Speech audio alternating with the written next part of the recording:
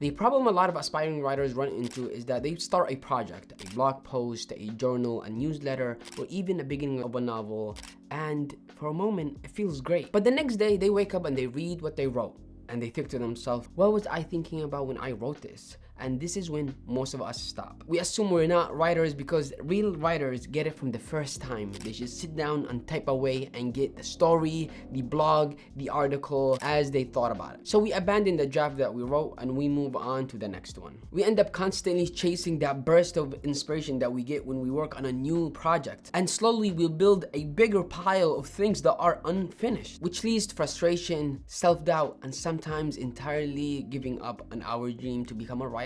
For me, this perpetual cycle started when I read this book, The Artful Edit by Susan Bell. And in this video, I'm going to share why editing, the part that most of us dread, might be the one that gives our writing the life that we need for it to become readable and enjoyable and for people to connect with. What can we do to change that attitude? And lastly, the most important tool that the book presents about editing and the editing process. This book is not too long and is divided into two paradigms. One is psychological and the other is practical or tool-based. So Susan Bell believes that editing is not just a tool, is actually an attitude. She says that before you train yourself how to edit, you need to start thinking or learning how to think like someone who is an editor, which means you are able to detach yourself from the work emotionally and able to read it like it's someone else's that you really care about and try to make it or shape it to be the best thing that it's trying to be. On this topic, George Saunders says something very similar where he says, reread your work as if someone you love wrote it and asked for your help. And honestly, this mindset shift and attitude changed everything for me because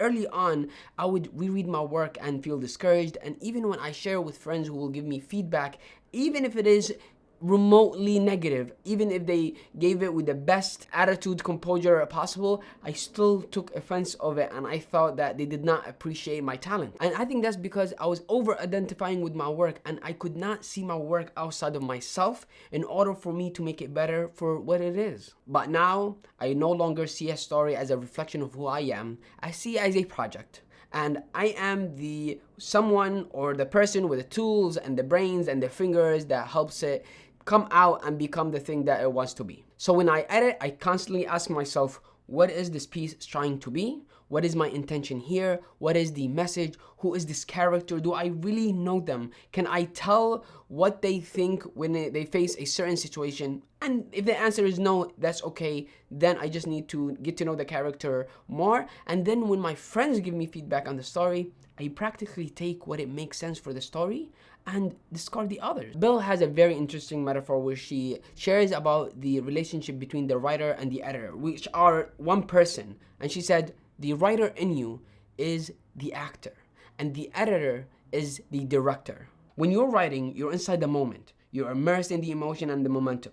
But when you're editing, you step back and ask, is this actually landing the way I want it to be? I have reached a stage with my writing where every time I finish a first draft, I take a break, maybe a few days, maybe a week, and I'm no longer anxious about what I will read. I'm no longer dreading the editing process or giving it to a friend for feedback. I'm actually curious about what I will discover about this piece that will tell me about the person I have become or about what is this thing that I am trying to take or make shape of or make sense of. There's this element of surprise that it's new to me that I experience and feel so good about when it comes to editing, and it sort of motivates me to get back into the page. When it comes to the practical side of the book, Susan Bell provides a toolbox that is made of two categories. One is the micro editing and two is the macro. And she believes that you need to be able to take advantage of both of them in order for you to improve your writing. Before we dive in, let's define them individually, then talk about how they actually work. Macro editing is think big picture, intention,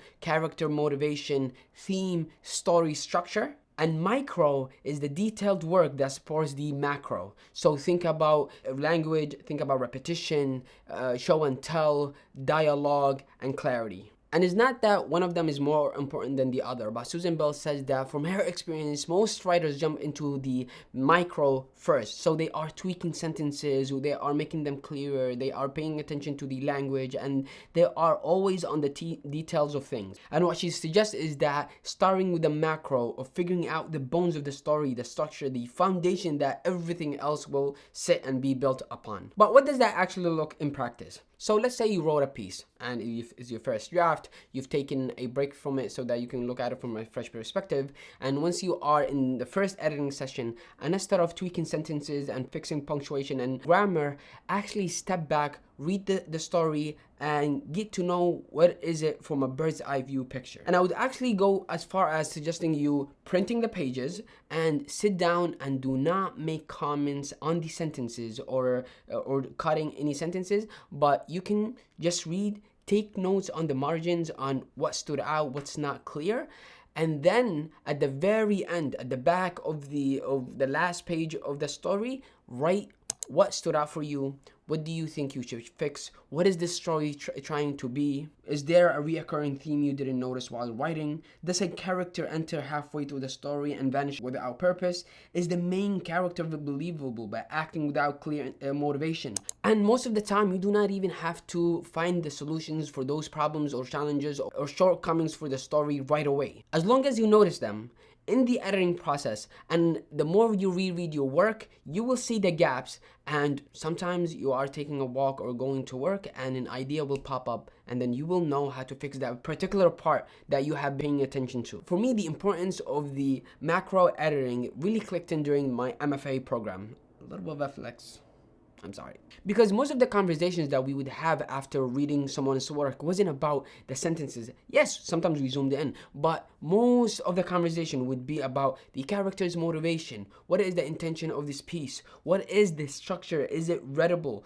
Does it feel organized and feels like a story, and instead of just pieces of paragraphs laying on each other, being distracted, not having a sense of direction? I remember one of our professors would always ask, what is the emotional center of the story, where you felt like you were pulled into the story the most? And for some reason, other people felt like the center was sometime in the beginning, in the middle, towards the end. We all experienced it differently. But that gave me that sense of the big picture stuff, so that when I'm in the details and editing, I'm able to make decisions that will talk about those big picture things. Now that you have done your macro reading pass and you took notes on the margins, maybe at the end of the pages you wrote down all the things about the story, you go back and reread it again, and that's when the micro reading pass starts. By this time, you probably have a sense of direction. You know what the story wants to be. You know the things that are standing between the story and the thing that is trying to be. So when you are in the sentences, you know what to delete. You know what to bring forth. You know what to highlight and make bold.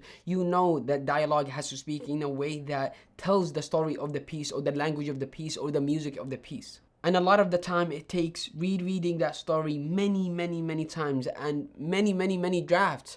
And sometimes you will get tired of the whole thing and throw it out, or you will just write it from scratch. But that's what it takes, turning that first brain dump of a first draft into something that people can relate to, people can connect with, and sometimes cry about. A few notes before you purchase this book. The author uses the novel The Great Gatsby as a case study for all the examples she provides for the editing process, the decisions that the author made while writing The Great Gatsby. So if you have not read it, The Great Gatsby, it will be very helpful for you to do so. And it goes without saying, The Great Gatsby is probably one of the best novels that you will read. At the end of every chapter, there is a one-pager, a summary that reviews all the concepts that were covered in the chapter itself.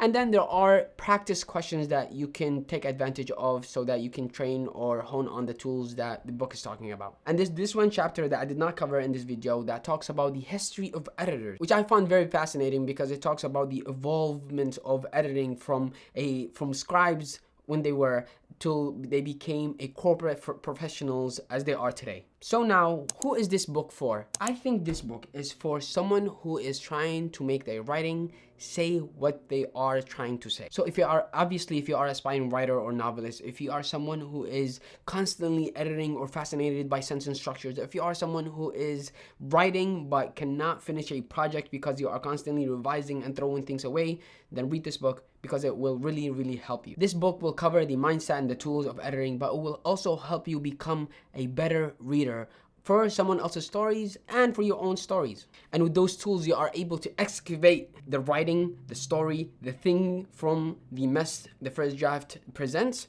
into something that it's more polished.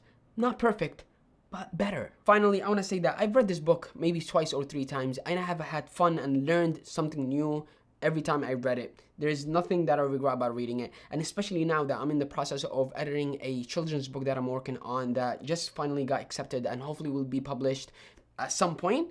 This book has been very, very helpful. It gave me sort of the muscles and the motivation and the drive to go back into the dreadful editing process that I have been doing for so long, and I've read that story for hundreds and hundreds of times. It's helping me seeing things new, and it's beautiful to experience. So yes, I would give it a read. I will leave the link in the description. In the meantime, salam.